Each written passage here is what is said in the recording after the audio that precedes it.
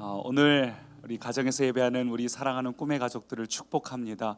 하나님께서 오늘도 우리를 너무나 사랑하십니다. 우리 가운데 하나님께서 크신 일을 행하십니다. 오늘 그 하나님을 기대하는 마음으로 함께 나누실 말씀은 예레미야 42장 13절부터 우리 말씀을 남은 자의 반항이라는 제목으로 말씀을 교독으로 읽겠습니다. 그러나 만일 너희가 너희 하나님 여호와의 말씀을 복종하지 아니하고 말하기를 우리는 이 땅에 살지 아니하리라 하며 또 너희가 말하기를 아니라 우리는 전쟁도 보이지 아니하며 나팔 소리도 들리지 아니하며 양식의 궁핍도 당하지 아니하는 애굽 땅으로 들어가 살리라 하면 잘못되리라. 너희 유다의 남은 자여 이제 여호와의 말씀을 들으라. 만군의 여호와 이스라엘의 하나님께서 이와 같이 말씀하시되 너희가 만일 애굽에 들어가서 거기에 살기로 고집하면 너희가 두려워하는 칼이 애굽 땅으로 따라가서 너희에게 미칠 것이요 너희가 두려워하는 기근이 애굽으로 급히 따라가서 너희에게 임하리니 너희가 거기에서 죽을 것이라. 무릇 애굽으로 들어가서 거기에 머물러 살기로 고집하는 모든 사람은 이와 같이 되리니 곧 칼과 기근과 전염병에 죽을 것인즉 내가 그들에게 내리는 재난을 벗어나서 남을 자 없으리라. 유다의 남은 자들아 여호와께서 너희를 두고 하신 말씀에 너희는 애굽으로 가지 말라 하셨고 나도 오늘 너희에게 경고한 것을 너희는 분명히 알라. 아멘. 요즘에 우리 아이들이 학교를 마음대로 가지를 못합니다. 우리 단축 수업을 하거나 학교의 상황에 따라 조금 다르지만 일주일에 한 2번씩만 가기도 합니다. 그래서 학교를 가지 못하는 상황에 아이들은 굉장히 좋아해요. 아이들은 학교를 가지 않고 내가 내 마음대로 놀 수 있다는 생각이 들어서 굉장히 좋아하는 반면에 엄마들은 속이 시커멓게 타들어갑니다. 우리 특별히 집에서 주부로 계신 어머니들은 하루 종일 우리 아이들하고 부대끼며 지내다 보니까 굉장히 힘들죠. 늘어나는 것은 한숨이고 또 계속해서 커피를 많이 마시게 됩니다. 카페인의 힘으로 잠깐이라도 이겨내기 위해서. 그래도 우리 초등학생들은 뭔가 말을 안 들어도 조금 엄마가 소리치고 뭔가 야단을 치면은 잠깐은 말을 듣습니다. 한 2분 정도 잠깐은 말을 듣습니다. 근데 문제는 바로 초등학교를 이제 지나온 아이들, 사춘기 아이들이죠. 우리 사춘기 아이들은 사춘기 특유의 반항심이 있어가지고 엄마한테 잘못을 했어도 굉장히 당당합니다. 질풍노도의 시기를 겪고 있는 우리 중학생들은 엄마가 혼을 내야 될 타이밍에 오히려 자기가 큰 소리를 치면서 자기가 화를 내기도 합니다. 그래서 우리 사춘기 아이들 때문에 많은 부모님들이 힘들다, 답답하다. 우리 이 코로나 때문에 이 사춘기 아이하고 같이 집에 머물러 있는 것이 환장할 노릇이다. 이런 말씀도 하십니다. 우리 사춘기가 되면 사춘기 특유의 반항심 때문에 엄마 아빠가 무슨 얘기를 하든지 듣지를 않고 자기 고집을 부리고 오히려 화를 낼 때가 있지요. 저도 그랬던 것 같은데요. 이 사춘기가 반항심이 굉장히 큰데 여러분 사춘기만 반항을 할까요? 그렇지 않습니다. 우리 믿는 그리스도인도 신앙생활을 하면서 질풍노도의 시기, 하나님 앞에서 반항을 하는 시기를 경험합니다. 하나님께서 나를 사랑하셔서 내가 잘 되라고 하시는 말씀이 있는데 이상하게 내 안에 어떤 고집이 있어서 나는 내 할 길을 가겠다, 나는 내가 하고 싶은 대로 하겠다, 하나님께서 내 말을 들어주셔야 된다고 끝까지 고집 부리며 반항하는 때가 있습니다. 그리고 끝까지 고집 부리다가 결국은 무너지고 망하고 나서야 후회하면서 내가 왜 그랬을까? 내가 왜 고집 부렸을까? 그때 내가 하나님께서 말씀하시는데 왜 내 갈 길을 그냥 가버렸을까? 후회하기도 합니다. 오늘 본문 속의 백성들이 그랬습니다. 19절 보니까 이렇게 말해요. 유다의 남은 자들아 여호와께서 너희를 두고 하신 말씀에 너희는 애굽으로 가지 말라 하셨고 나도 오늘 너희에게 경고한 것을 너희는 분명히 알라. 하나님께서 계속해서 말씀하셨는데 이 백성들이 끝까지 애굽을 향해 내려가고 있음을 경고하는 말씀입니다. 근데 오늘 이 말씀 보면서 에이, 오늘 너희에게 경고한 거라고 하다니, 우리 하나님은 이렇게 사랑의 하나님인데 하루 정도 경고하시고서 이렇게 책망하시면 그건 사랑의 하나님이 아니지 않은가? 근데 여러분, 그렇지 않아요? 우리 하나님께서는 오늘 하루만 경고하신 게 아닙니다.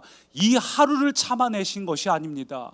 이미 오랜 세월을 참으셨습니다. 오랜 세월 동안 경고하셨습니다. 무려 40년 동안 경고하셨어요. 예레미야가 활동했던 시간은 무려 40년입니다. 하나님께서는 40년 동안 예레미야를 통해서 끝까지 참고 또 참고 견디고 또 견디면서 백성들에게 지속적으로 말씀하셨습니다. 예레미야 혼자를 통해서 말씀하신 것이 아니라 예레미야와 동시대를 살았던 선지자가 굉장히 많이 있어요. 나훔, 스바냐, 하박국, 에스겔, 다니엘, 이런 사람들이 전부 예레미야와 동시대를 살았던 사람들이고, 그들을 통해서 하나님은 끊임없이 말씀하셨습니다. 너 그렇게 하다가 망한다. 너 그렇게 해서는 안 된다. 네가 지금 고집 부리고 나의 이 말에 반항해서는 안 된다. 수도 없이 말했지만, 너희가 망하라고 하는 이야기가 아니라 정말 너희를 사랑해서 하는 이야기니까 너희는 이 말을 마음에 담아야 된다고 수도 없이 말씀하셨지만, 결국은 백성들은 끝까지 거부하고 반항했습니다. 그래서 예레미야 44장을 보니까 이렇게 말하고 있어요. 같이 읽을까요? 내가 나의 모든 종 선지자들을 너희에게 보내되 끊임없이 보내어 이르기를 너희는 내가 미워하는 이 가증한 일을 행하지 말라 하였으나 그들이 듣지 아니하며 귀를 기울이지 아니하고 다른 신들에게 여전히 분향하여 그들의 악에서 돌이키지 아니하였으므로. 하나님께서 계속해서 백성들을 사랑하셔서 너 정말 그렇게 살면 안 돼. 너 그렇게 사다가는 정말 망해버릴 거야. 수도 없는 기회를 주시고 수도 없는 사람들을 통해 말씀하셨지만, 우리가 아는 것처럼 안타깝게도 이스라엘 백성들은 끝까지 자기 길을 고집하고 끝까지 하나님의 말씀에 반항하다가 결국은 이들이 멸망의 길을 걷는 것을 우리가 보게 됩니다. 그리고 오늘 이 모습이 바로 이 시대를 살아가는 바로 우리의 모습이 아닐까 생각합니다. 하나님은 오늘날 우리에게도 수도 없이 말씀하십니다. 수도 없이 많은 통로로, 때로는 우리가 교회 예배를 통하여, 또 내가 개인적으로 책을 읽다가 말씀을 읽다가 기도하다가 또 은혜 받다가 또 유튜브를 통해서 여러 가지 순간을 통해서 하나님 우리에게 끊임없이 말씀하십니다. 너는 내가 그렇게 살라고 만든 것이 아니야. 너는 이런 길을 가야 해. 너의 삶은 이런 삶을 살아야 돼. 하나님 우리에게 수도 없이 말씀하시는데 우리는 그 말씀대로 살지 못하고 지금도 반항하고 있습니다. 지금도 우리는 고집 부리고 있습니다. 지금도 우리는 하나님의 마음을 아프게 하며 내 갈 길을 가고 있습니다. 사랑하는 꿈의 가족 여러분, 우리가 어떻게 하면 하나님 말씀에 반항하는 자가 아니라, 내 고집 부리는 영적인 사춘기가 아니라 어떻게 하면 하나님이 원하시는 남은 자가 돼서 남은 자의 복을 누릴 수 있을까요? 그 첫 번째는 함께 따라 하시죠. 생각의 틀을 바꾸라. 생각의 틀을 바꾸라. 우리가 변화되기 위해서, 남은 자가 되기 위해서는 먼저 우리가 생각의 틀을 바꿔야 합니다. 이 생각의 틀을 바꾸자는 것은 단순히 내 삶의 어떤 내용을 바꾸자는 것이 아니라 아예 그 내용을 담을 수 있는 틀, 기준 그 자체를 바꾸자는 말이에요. 내가 삶을 살아가면서 어떤 삶을 살아가는 방식과 방법을 개선하자는 것이 아니라 아예 내 인생이 향하고 있는 방향을 통째로 바꾸자는 것입니다. 우리는 새로운 피조물이기 때문에 이전보다 더 나은 존재가 되는 것이 아니라 아예 다른 존재가 되는 것. 이전보다 나은 인생이 아니라, 내가 이전에 살던 삶보다 조금 더 나은 인생이 아니라 아예 방향을 바꾸서 하나님 안에서 완전히 새롭게 다른 인생을 사는 것, 그것이 바로 우리의 생각의 틀을 바꾸는 것입니다. 그래서 천재 물리학자였던 아인슈타인이 이런 말을 했죠. 내가 살던 대로 살면서 새로운 결과가 나오길 기대하는 것은 정신병자다. 다소 과격한 표현이지만 이 말이 사실이에요. 우리가 정말로 남은 자가 되고 남은 자의 축복을 누리길 원한다면 이전처럼 살아가지고는 절대로 일어날 수 없습니다. 그건 그냥 희망사항일 뿐이지, 우리의 생각의 틀을 바꾸기 전에는 하나님께서 우리에게 예비하신 것들은 우리에게 부어질 수 없습니다. 그래서 우리의 생각을 바꿔야 되는데, 안타깝게도 우리 당시의 백성들은 삶의 방향은 바꾸지 않은 채 방법만 바꾸려고 했어요. 하나님께서 애굽으로 내려가지 말라고 말씀하셨는데 그들은 애굽으로 내려간다는 이 기본 틀은 고수한 채 어떻게 하면 이 방향 안에서 방법을 조금 틀어가지고 하나님의 마음을 움직일까, 하나님 마음 안에서 뭔가 하나님 마음을 좀 환심을 살 만한 것이 뭐가 있을까 계속해서 고집했습니다.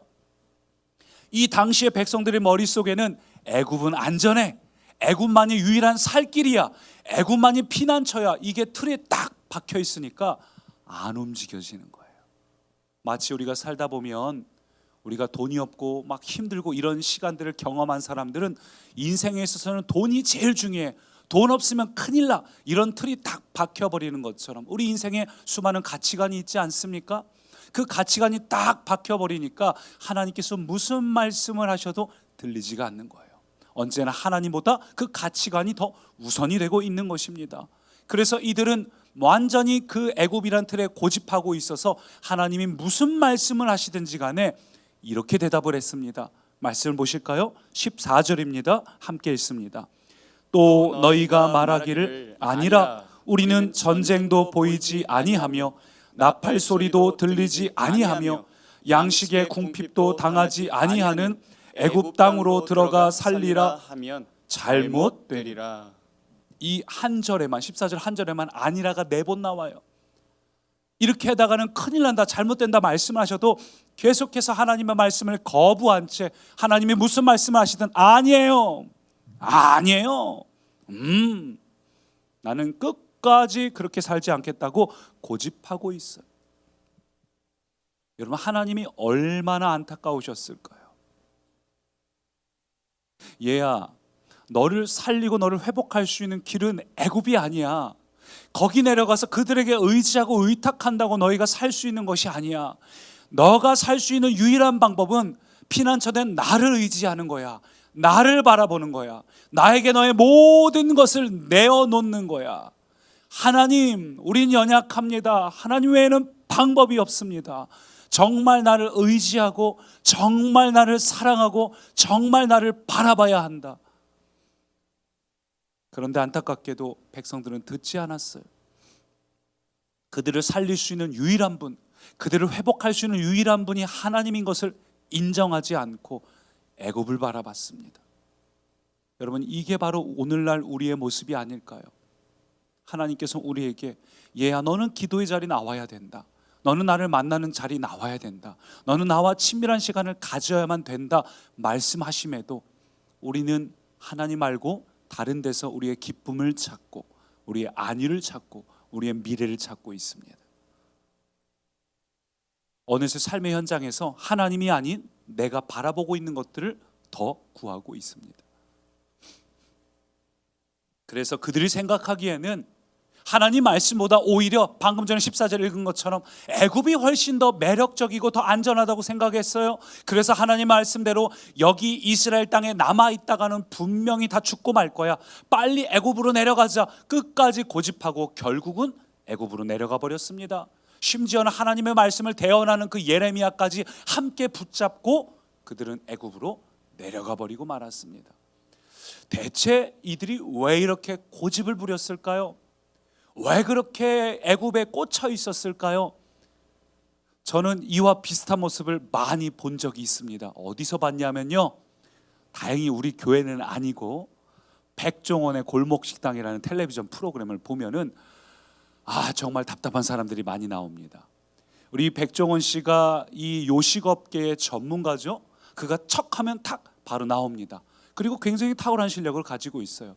근데 희한하게 그 프로그램을 보면 어느 지역에서 진행을 하든 꼭 한 개 정도의 식당은 자기 고집 부리는 사람이 반드시 나옵니다.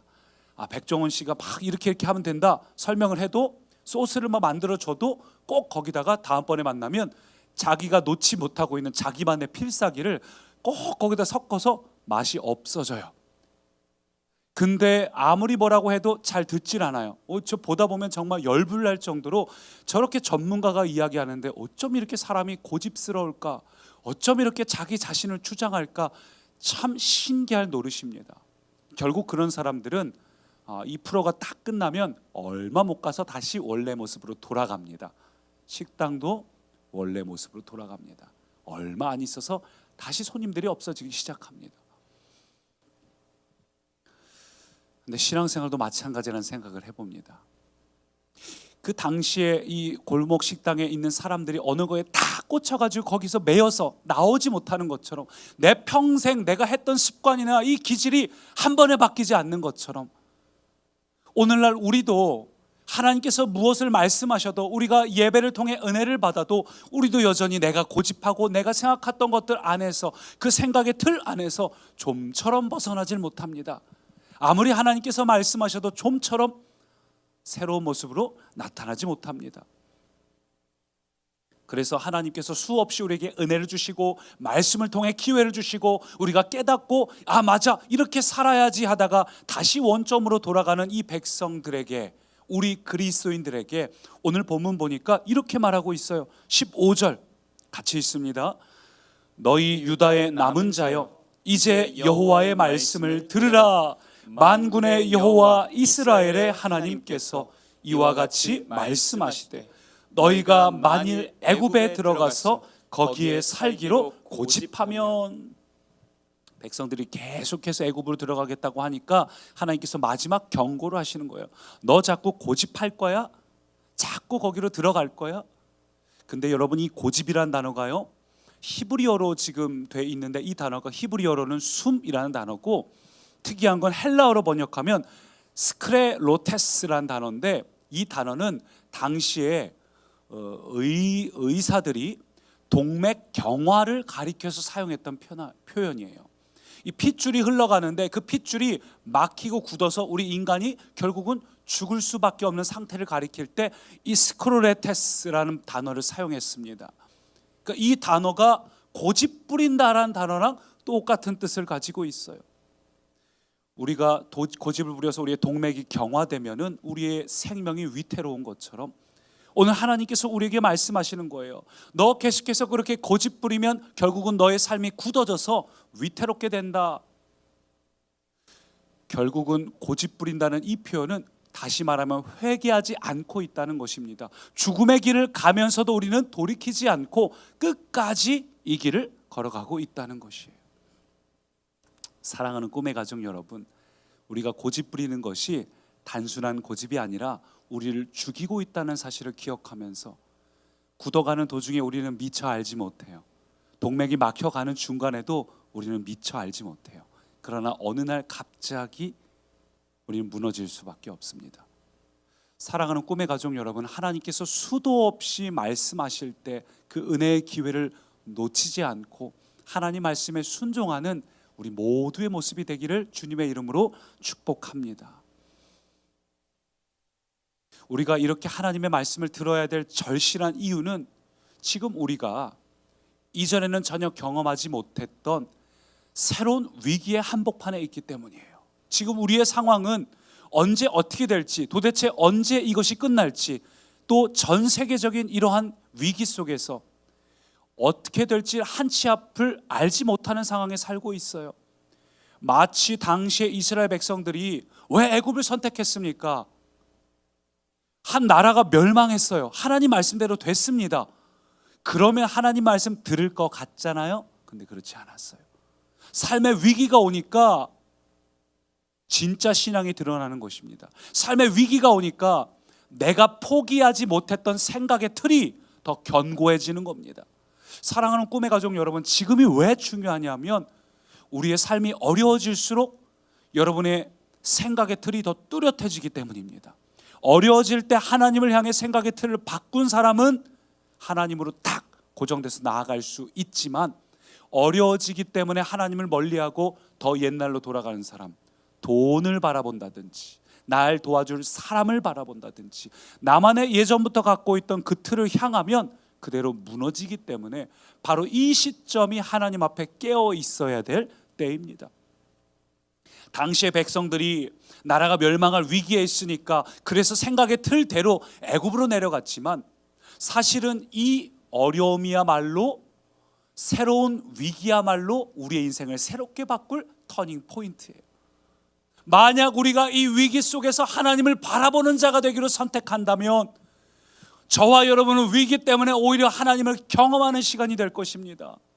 만약 여러분의 삶 속에 지금 낙심과 우울함과 답답함과 고단함을 경험하고 있다면, 코로나로 인해서 마음이 힘들고 우울함 속에 있다면, 그리고 여러분이 생각의 틀을 바꾸어서 지금 하나님을 바라보고 하나님만이 나의 도움입니다, 하나님만이 나의 피난처십니다, 그것을 택하신다면 저와 여러분은 오히려 이 새로운 위기가 하나님을 깊이 만날 수 있는 새로운 축복이 됩니다. 그 새로운 축복을 누리시기를 축복합니다. 그래서 생각의 틀을 바꾸는 게 너무 중요해요. 얼마 전에 이 뉴스를 보니까 대한항공이, 요즘 공항들이 또 항공사들이 전부 어려움을 겪고 있다 하잖아요. 근데 대한항공이 실적이 좋아졌다는 기사를 봤어요. 아니 어떻게 대한항공은 혼자서만 실적이 좋아질 수 있는가? 그 기사를 쭉 봤더니 이 비행기 안에 객석을 다 뜯어낸 겁니다. 사진 한번 보여주시겠어요? 비행기 안에 이 객석을 다 뜯어내고 이 안에다가 짐을 실어가지고 화물의 비중을 높여서 이 화물을 운송함으로써 그들의 수익이 오히려 늘어났다는 거예요. 다른 항공들, 이게 지금 실명으로 되어 있네요.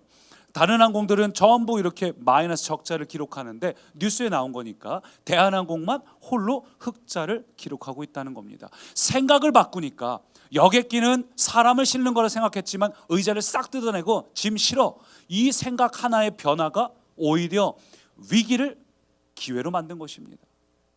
여러분, 지금 우리가 살고 있는 이 시대는 이전의 생각과 정반대를 생각해야 되는 때예요. 이전에는요, 우리가 속담 중에 이런 말이 있었죠. 뭉치면 살고 흩어지면 죽는다. 근데 지금은 어떻습니까? 지금은 반대가 됐죠. 뭉치면 죽을 수 있고 흩어져야 산다예요. 세상 모든 것이 다 달라졌어요. 세상 모든 것이 달라졌는데 안 달라지는 것이 하나 있으니 바로 우리의 생각입니다. 세상 모든 것이 변화되고 있는데 아직도 생각이 달라지지 않아요. 아직도 우리의 생각은 변화되지 않아요. 우리의 생각을 바꾸는 것이 가장 중요합니다. 제가 예전에 한번 소개해드린 적이 있는데 사진 한번 보여주시겠어요? 카톡의 어느 분의 프로필이 이렇게 되어 있는데요, 180도 가지고는 안 된다, 360도 달라지자. 360도 달라지면 어떻게 되죠? 다시 한 바퀴 돌아서 제자리예요.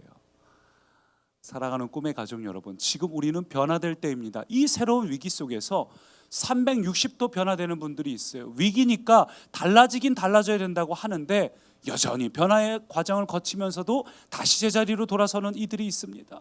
그것은 변화가 아닙니다. 진정한 변화가 우리 가운데 있기를 소망합니다. 아까 백종원 씨를 기억하십시오. 아무리 간판을 바꾸고 인테리어를 바꾸고 메뉴를 바꾸고 신메뉴를 만들어도 주인이 안 바뀌면 아무 소용없어요. 주인이 안 바뀌면 그 가게는 망하게 돼 있어요. 주인의 생각이 바뀌지 않는다면 메뉴가 바뀌고 간판이 바뀌어도 소용이 없습니다. 그래서 오늘 우리의 간판을 바꾸려 하지 마시고 메뉴를 바꾸려고 하지 마시고 내 인생의 방법을 개선하려고 하지 마시고 오늘 우리의 생각의 틀을 바꾸는 꿈의 가족 되기를 소망합니다. 내가 보기에 좋은 것을 선택하는 것이 아니라 하나님 보시기에 좋은 것을 선택하고 이제껏 하나님께 무언가를 달라고 구하는 삶에서 아니요, 이제는 하나님의 뜻이 나의 비전이 되는 삶을 살겠습니다. 나를 위해서 하나님이 존재하는 것이 아니라 하나님을 위해서 내가 존재합니다. 내가 내 삶이 하나님께 무언가를 은혜를 주십시오 달라고만 구하는 삶이 아니라 이제는 하나님을 위해서 존재하는 인생이 되시기를 축복합니다. 그렇게 우리의 인생을 일생의 관점이 아니라 영생의 관점에서 볼 때 나의 육적인 가치를 구하는 삶이 아니라 영적인 가치를 구하는 삶을 살 때에 내가 나의 도움이 될 만한 애굽을 의지하는 것이 아니라 철저하게 하나님을 의지하고 하나님의 기쁨이 되기를 선택할 때 먼저 그의 나라와 그의 의를 구한 자들에게 하나님의 반드시 여러분을 책임지십니다. 여러분, 그 삶을 시작하지 않겠습니까? 그 삶은 경험한 사람만 누릴 수 있는 거예요. 거창한 것에서 시작하는 것이 아닙니다. 오늘 이 하루를 시작하면서 이 하루를 살면서도 하나님께 끊임없이 하나님 내 생각을 바꿔주십시오. 모든 순간마다 하나님이라면 어떤 걸 선택하실까? 그렇게 살아가는 사람들에게 바로 이 말씀이 우리에게 임합니다. 고린도전서 2장 9절 같이 읽습니다. 하나님이 자기를 사랑하는 자들을 위하여 예비하신 모든 것은 눈으로 보지 못하고 귀로 듣지 못하고 사람의 마음으로 생각하지도 못하였다 함과 같으니라. 이거를 줄여서 우리가 한 문장으로 오랫동안 우리 교회에서 사용했던 표현이 있죠. 상상 그 이상. 우리가 기도했던 그 이상, 기대했던 그 이상, 상상했던 그 이상의 하나님의 놀라운 일하심이 오늘 저와 우리 가정과 또 우리 자녀들 위해 임하기를 축복합니다. 이 상상 그 이상을 한 글자로 하면 꿈이에요. 그래서 우리는 꿈의 교회예요. 하나님의 꿈이 우리의 삶의 비전이 되고 우리가 기대했고 꿈꿨던 것이 우리의 삶에 나타나는 삶, 하나님 안에서 하나님의 뜻을 이뤄가는 복 있는 삶. 오늘 저와 여러분이 사람의 칭찬이나 사람의 인정이나 사람의 방법이 아니라 하나님의 칭찬, 하나님의 인정, 하나님이 원하시는 대로 살기를 선택할 때 이러한 삶이 우리 가운데 임하기를 축원합니다. 우리 첫 번째는 우리의 생각의 틀을 바꿔야 된다는 것이고, 두 번째 한번 따라 하실까요? 인생의 터를 옮기라. 인생의 터를 옮기라. 당시에 하나님께서 아무리 백성들에게 말씀하셔도 백성들의 마음은 여전히 불안했습니다. 조금 더 배경 설명을 드리자면 당시에 이 바벨론이 예루살렘을 싹 멸망시키고 그 땅의 백성들을 모아놓고 그 중에 한 유대인에게 총독이라는 자리를 주었어요. 그다랴 총독이 있죠. 근데 남아있던 백성 중에 한 사람이 유다 총독 그다랴를 암살하고 또 같이 있던 바벨론 군인들까지도 죽였습니다. 그리고 혼자 도망쳤어요. 이 사실을 빨리 이제 바벨론에 알려야 되는데 남아있는 백성들이 걱정이 되는 거예요. 우리 중에 한 사람이 이 바벨론 군인도 죽이고 바벨론이 세운 총독도 죽이고 이랬으니까 알렸다가는 바벨론 군대, 그 잔인한 군대가 내려와서 우리까지 싹 다 죽이는 거 아니냐, 우리까지 하나하나 고문해 가면서 그놈 어딨어 하면서 우리 다 죽이는 거 아니냐. 차라리 바벨론 반대쪽에 있는 저 애굽으로 내려가는 것이 더 안전하지 않겠냐, 이렇게 생각을 해서 자꾸만 애굽으로 가겠다고 하나님 앞에서 고집을 피우고 있는 장면입니다. 그런데 하나님께서는 이렇게 말씀하셔요. 16절 말씀 같이 읽습니다. 가정에서도요. 너희가 두려워하는 칼이 애굽 땅으로 따라가서 너희에게 미칠 것이요 너희가 두려워하는 기근이 애굽으로 급히 따라가서 너희에게 임하리니 너희가 거기에서 죽을 것이라. 예. 너희가 아무리 애굽으로 간다고 해서 그건 피할 수 있는 일이 아니다. 너희가 어느 곳에 가든지 반드시 기근과 핍박은 너희를 따라올 수밖에 없다. 반대로 생각하면 뭘까요? 너희가 어느 곳에 있든지 하나님 안에 있으면 안전할 수 있다는 거죠. 결국 중요한 것은 터전입니다. 우리가 이 터전을 내가 원하는 그런 나라, 방법, 내가 그동안 기대했던 것이 되면 이루어질까요?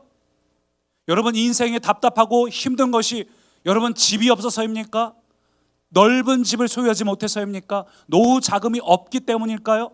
그걸 소유하면 안전할까요? 그렇지 않다는 것입니다. 하나님 안에서 소유하더라도 하나님 안에서, 아니 소유하지 못해도 하나님 안에 있는 사람은 그 인생의 터전이 하나님 안에 있기 때문에 하나님의 돌보심과 은혜를 누릴 수 있습니다. 그런데 안타깝게도 많은 이들이 내 인생의 터전을 하나님이 아닌 안정적인 자산, 미래, 땅 이런 데 두고 있어요. 또 그런 곳에 두면 그런 것이 단단한 사람들은 안심을 합니다. 안전할 거라 생각해요. 여러분 그렇지 않아요? 방금 읽었잖아요. 너희가 애굽에 있어도 기근이 너희를 따라갈 수 있고 너희가 애굽에 있어도 전쟁의 칼날이 너희를 따라갈 수 있다. 여러분 아무리 모든 것을 소유해도 하나님의 터전 위에 있지 않으면 소용이 없습니다. 오늘날 이 백성들이 고집부렸던 것처럼 오늘날 이 시대를 살아가는 우리 많은 그리스도인들도 오늘 이와 같이 살아가요. 하나님의 말씀을 듣기는 들어요. 하나님께서 우리의 삶을 책임지신다, 하나님께서 너를 돌보신다, 말씀을 듣기는 듣지만 그 말씀을 가지고 우리는 그 말씀 안에서 내가 듣고 싶은 말만 취사 선택을 합니다. 성경을 누더기로 만들어요. 내가 듣고 싶은 말씀, 내가 너무 내 마음에 와닿는 너무 좋은 말씀, 내 생각의 틀 안에서 괜찮은 말씀은 골라서 듣습니다. 그리고 취사 선택을 했기 때문에 여전히 나의 삶의 터전은 하나님이 아니에요. 여전히 나는 가지지 못한 것이 두렵고, 여전히 나는 불투명한 미래 때문에 불안하고, 그래서 여전히 나의 목표는 어떻게 하면 더 많이 소유할까? 어떻게 하면 더 많은 인맥을 가질까? 어떻게 하면 내 통장의 잔고를 늘릴 수 있을까? 다른 사람들은 다 이번에 집값이 올라서 돈을 많이 벌었다는데 나만 혼자 뒤처진 거 아닌가? 불안합니다. 오해하지 마세요. 할 수 있다면 우리 안에서 그런 조건들을 가질 수 있어요. 제가 말씀드리는 것은 하나님의 터전 위에서 그러고 있느냐, 아니면 오직 유일한 터전이 그거밖에 없는 것처럼 그 하나에 우리의 목숨이, 우리의 마음이 일희일비하고 있는가? 하나님의 터전 위에서 하나님이 주신 지혜로 그렇게 하시기를 축복합니다. 왜냐하면 시편 127편은 이렇게 말하고 있기 때문이에요. 같이 읽습니다. 천천히 한 목소리로. 여호와께서 집을 세우지 아니하시면 세우는 자의 수고가 헛되며 너희가 일찍이 일어나고 늦게 누우며 수고의 떡을 먹음이 헛되도다. 여러분, 그래요. 하나님께서 집을 세우지 아니하시면 세우는 자의 수고가 헛됩니다. 파수꾼의 깨어 있음이 허사입니다. 일찍 일어나고 늦게 눕고 수고의 떡을 먹어도 그것이 헛될 수 있어요. 왜요? 터전을 하나님께로 두지 않았기 때문이에요. 내가 터전을 나의 노력, 내가 갖고 있는 소유, 일생의 관점에서 우리를 바라보면, 그 터전 위에 우리의 삶을 계속해서 세워가면 이미 방향이 잘못됐기 때문에, 터가 잘못됐기 때문에 우리가 짓고 있는 모든 것들은 소용이 없습니다. 마치 모래 위에 세운 집처럼 우리가 그 터전 위에 쌓아 올리는 것은 인생의 중요한 순간에 모두 무너질 수 있어요. 여러분, 생각해 보세요. 우리가 그동안 살면서 우리가 의지했던 수많은 인생의 터전들이 무너지는 걸 경험합니다. 어느 날 딱 출근했더니 평생 다녔던 직장에서 대기 발령, 책상이 없어요.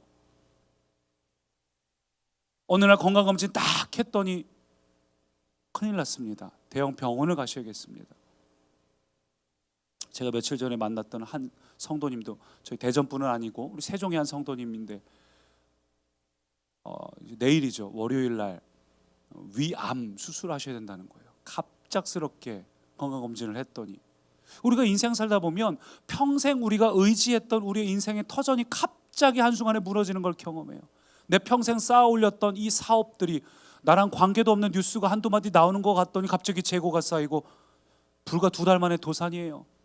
은행은 2달 이상 기다려주지 않죠. 3달째 딱 되면, 3달 밀리면 그때는 바로 압류입니다. 인생의 수많은 터전들이 너무 한순간에 와르르 무너지는 걸 경험합니다. 평생 나와 함께 있을 줄 알았던 부모님이 어느 날 훌쩍, 사랑하는 나의 가족들이, 평생 나와 함께 할 줄 알았던 배우자가, 때로는 자녀가, 어저께는 문자를 받아서 기도해 달라고. 우리가 잘 아는 지구촌교회 이동원 목사님, 큰아들이 갑자기 사망을 했다는 거예요. 미국에서 변호사로 살고 있는데. 그래서 이동원 목사님 진짜 마음 힘드시겠다는 생각이, 이번 성묘 때도 우리 안희묵 대표 목사님 동생 묘에 성묘로 간 거거든요.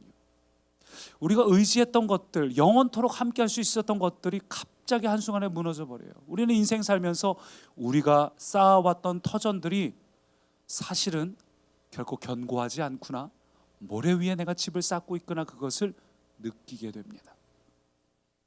여러분, 그래서 오늘 이 시간 이 말씀을 듣고 있는 우리는 결코 흔들리지 않는 예수 그리스도의 터전 위에 우리의 삶의 모든 순간을 집중하고 쌓으시기를 축복합니다.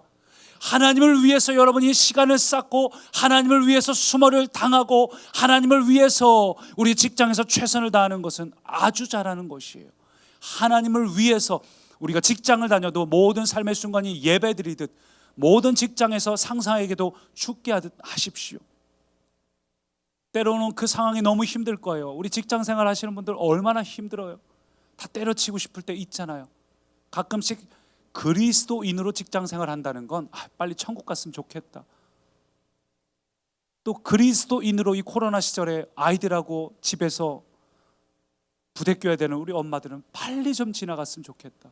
너무 힘들어요. 힘들지만 그 시간을 오직 하나님 안에서 터전 위에 예배드리듯 쌓아가시기를 축복합니다. 왜냐하면 고린도전서 3장은 이렇게 말하고 있어요. 같이 있습니다. 능히 다른 터를 닦아둘 자가 없으니 이 터는 곧 예수 그리스도라.